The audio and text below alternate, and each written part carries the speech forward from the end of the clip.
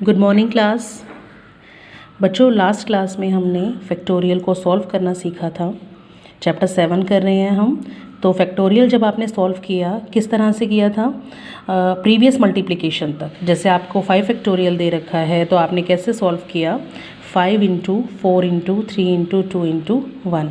अब फैक्टोरियल मैंने आपको पहले इसलिए कराया क्योंकि आगे आने वाले क्वेश्चंस में इसका काफ़ी यूज़ है। आज मैं आपको परमुटेशन वर्ड से फेमिलियर कराऊंगी, जैसा कि हमारे चैप्टर का नाम है परमुटेशन एंड कॉम्बिनेशन। तो सबसे पहले इनका मीनिंग आपको पता होना चाहिए। परमुटेशन का मतलब है नंबर ऑफ अरेंजमेंट्स। ये जो अरेंजमेंट्स वर्ड है बच्चों, इसे आप बहुत अच्छे से समझ पाएंगे। मैं एक एग्जांपल आपको बताऊंगी। जैसे एक बेंच पे 2 बच्चे बैठे हैं, एक लेफ़्ट में एक राइट में। अगर ये दोनों अपनी जगह बदल लें, यानी कि लेफ़्ट वाला राइट में चला जाए और राइट वाला लेफ़्ट में चला जाए, तो बात तो एक ही है, लेकिन हमारे पास 2 तरीके हो गए बच्चों को बिठाने के। तो आपने क्या देखा यहाँ पे? नंबर ऑफ़ अरेंजमेंट आपकी हैं 2। एक और एग्जांपल से समझने की कोशिश करिए। जैसे एक वर्ड है आपके पास कैट, CAT। इसमें 3 अक्षर हैं, 3 लेटर्स हैं यहाँ पर। अब ये 3 लेटर्स अगर अपनी जगह बदल लें, C यहाँ पर है, A यहाँ आ जाए, T यहाँ पर आ जाए, इसी तरह से A मैंने पहले लिख लिया, COT बाद में लिखा, तो आप ये देखेंगे कि CAT इन 3 लेटर से मैंने 6 तरीके के वर्ड्स बनाए। तो ये जो 6 तरीके के वर्ड्स बन गए हैं, यही है नंबर ऑफ़ अरेंजमेंट्स या फिर नंबर ऑफ़ परमुटेशंस। तो आप इस तरह के क्वेश्चंस करेंगे। अभी देखिए बच्चों, जब तक आपके पास 3 लेटर्स हैं या आपके पास 2 स्टूडेंट्स हैं तो आप बड़े आराम से नंबर ऑफ़ अरेंजमेंट्स निकाल सकते हैं।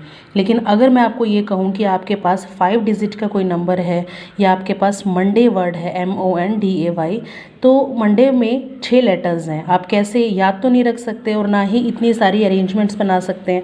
तो हम क्या करेंगे, इसके लिए एक तरीका देखेंगे। तो आप आगे आने वाले क्वेश्चंस में ये तरीका फाइंड आउट करेंगे। अब ये देखिए, CAT कैट को मैंने जब आपको तरीके से समझाया तो कैसे समझाया? CAT, यहाँ पर आपके पास 3 लेटर्स हैं, तो आपने क्या किया? 3 बॉक्सेस बनाए। विदाउट रेपिटेशन का मतलब है कि C एक बार आएगा, A एक बार आएगा और T भी एक बार आएगा। अब देखिए यहाँ पर क्या है? नंबर ऑफ़ लेटर्स 3, यानी कि फर्स्ट जगह पर अगर मैं कोई लेटर रखती हूँ तो इसकी पॉसिबिलिटी मेरे पास है 3। अब 3 में से कोई एक लेटर यहाँ पर आ गया, बाकी बचे 2 में से कोई एक यहाँ पर आ गया और एक लेटर यहाँ पर आ गया, यानी कि टोटल नंबर ऑफ़ परमुटेशंस या फिर अरेंजमेंट्स हो गई आपकी 3 इंटू 2 इंटू 1, दैट इज़ 6। अगर यही चीज़ मैं आपको ये कहूँ कि विद रेपिटेशन, तो विद रेपिटेशन का मतलब क्या है कि C यहाँ पर भी आ सकता है, C यहाँ भी आ सकता है, C यहाँ भी आ सकता है, एक साथ C या फिर A। तो विद रेपिटेशन में क्या करोगे? 3 पॉसिबिलिटी इसकी, 3 पॉसिबिलिटी इसकी और 3 पॉसिबिलिटी इसकी, यानी कि total possibilities, total cases, total number of arrangements आपके पास हो गई 27। अब एक्सरसाइज के क्वेश्चन स्टार्ट करेंगे हम परमुटेशन बेस पे। अपनी एक्सरसाइज देखिए। फर्स्ट क्वेश्चन है आपका कि गिवन नंबर्स आपके पास हैं 1 2 3 4 5। इन गिवन नंबर की हेल्प से आपको एक 3 डिजिट नंबर बनाना है विदाउट रेपिटेशन। 2 पार्ट हैं इसमें, बल्कि मैंने थोड़ा सा उलट दिया है। फर्स्ट पार्ट आपका है विद रेपिटेशन, सेकेंड पार्ट है विदाउट रेपिटेशन। लेकिन विदाउट रेपिटेशन हम पहले करेंगे। देखिए 3 डिजिट का नंबर है तो आपको 3 बॉक्स बनाने हैं। अब टोटल डिजिट्स कितनी हैं? 5। तो 5 में से कोई एक यहाँ आएगा, 4 में से कोई एक यहाँ आएगा, 3 में से कोई एक यहाँ आएगा। यहाँ आप हमेशा लिखेंगे नंबर ऑफ़ पॉसिबिलिटीज़। तो टोटल केस कितने हो गए? 5 इंटू 4 इंटू 3, यानी कि 60 हो गए। अब ऐसे ही सेकेंड पार्ट क्या है? 3 डिजिट नंबर ही बनाना है बट विद रेपिटेशन बनाना है। रेपिटेशन का मतलब है कि 1 यहाँ भी आ सकता है, 1 यहाँ भी, 1 यहाँ भी, यानी कि 1 1 1। जबकि ऊपर ऐसा नहीं था, ऊपर अगर 1 यहाँ पर आ गया तो यहाँ पे 1 नहीं आएगा, यहाँ पे भी नहीं आ सकता। तो आपके पास विद रेपिटेशन कितने केसेस हो गए? 5 पॉसिबिलिटीज़ इसकी, 5 इसकी, 5 इसकी, यानी कि total cases, total number of permutations आपके पास आ गए 125। अब आगे आने वाले क्वेश्चंस को और ध्यान से देखिएगा, क्योंकि हमेशा क्वेश्चन इतने सिंपल नहीं आते। तो 3 डिजिट इवन प्राइम नंबर बनाना है हमने। क्वेश्चन नंबर 2 में गिवन डिजिट्स हैं हमारी 1 2 3 4 5 6। अब स्टूडेंट्स, ये जो हमारे पास डिजिट्स हैं, हमारे पास 6 डिजिट हैं टोटल, इसमें से हमने इवन प्राइम नंबर बनाना है। अगर मैं आपको ये कहूँ कि मुझे कोई इवन नंबर बताइए, तो इवन नंबर की पहचान कैसे होगी? इवन नंबर, जैसे कि मैंने एक नंबर बोला 42, तो 42 इवन है।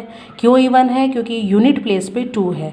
अब मैं एक नंबर आपको बोल रही हूँ, जैसे मैंने बोला 364, तो 364 भी इवन है क्योंकि इसका यूनिट डिजिट दैट इज़ 4, इसलिए आपने इसको इवन बोला।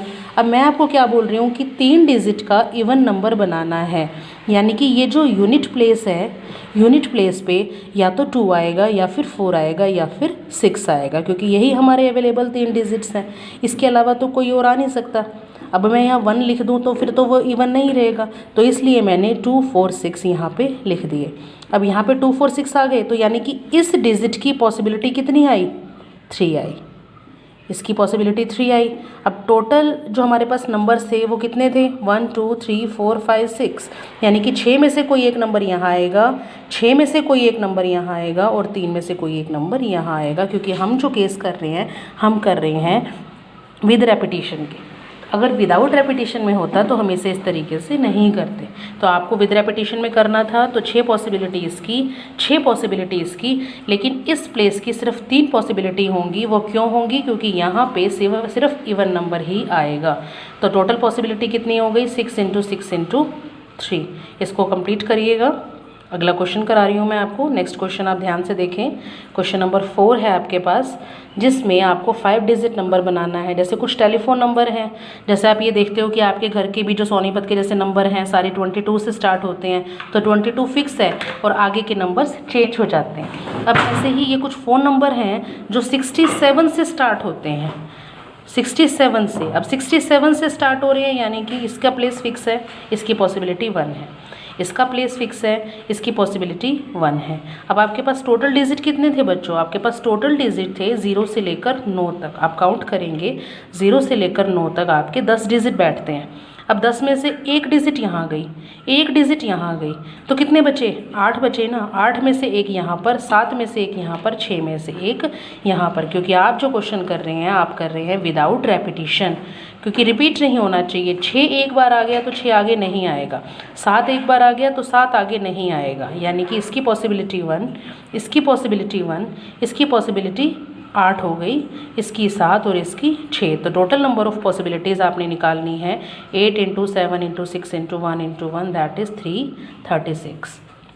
अब आगे देखिए, नेक्स्ट क्वेश्चन है आपका। नेक्स्ट क्वेश्चन में एक कॉइन दे रखा है और कॉइन को 3 बार टॉस करना है। अब 3 बार हमने कॉइन को टॉस किया, 3 बार टॉस करने पे हमारे पास क्या आया? हेड और टेल। या तो हेड आएगा या फिर टेल आएगा एक कॉइन को जब हम टॉस करते हैं तो। अब हेड और टेल 2 ही पॉसिबिलिटी हैं, यानी कि इसके लिए 2 पॉसिबिलिटी, इसके लिए 2 पॉसिबिलिटी, इसके लिए 2 पॉसिबिलिटी। तो टोटल नंबर ऑफ केसेस कितने आ जाएंगे? सिर्फ 8। 8 कैसे आएंगे? क्योंकि देखिए यहाँ पर हेड और टेल दोनों, यहाँ पे हेड और टेल दोनों, तो आपकी टोटल पॉसिबिलिटीज़ हो गई 8।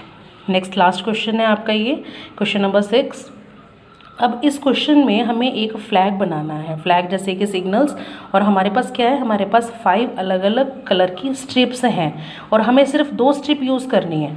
तो बच्चों एक बार आपने स्ट्रिप ऊपर यूज़ की, जो 5 में से एक स्ट्रिप आपने कोई यूज़ की, तो एक स्ट्रिप ऊपर यूज़ हो गई। अब कितनी बची? 4 में से कोई एक स्ट्रिप आप यहाँ यूज़ करोगे, तो 2 ही फ्लैग एक बार में यूज़ करने हैं। टोटल नंबर ऑफ केसेस आपके पास आ जाएंगे 5 × 4 दैट इज़ इक्वल टू 20। तो ये जो क्वेश्चंस आपने अभी किए हैं एक्सरसाइज 7.1 के, ये क्वेश्चंस आप यहाँ तक कंप्लीट कर लेंगे विद रेपिटेशन, विदाउट रेपिटेशन के एग्जांपल्स भी ट्राई करेंगे, और उसके बाद हम नेक्स्ट के जो क्वेश्चंस हैं, नेक्स्ट एक्सरसाइज, वो नेक्स्ट वीडियो में स्टार्ट करेंगे।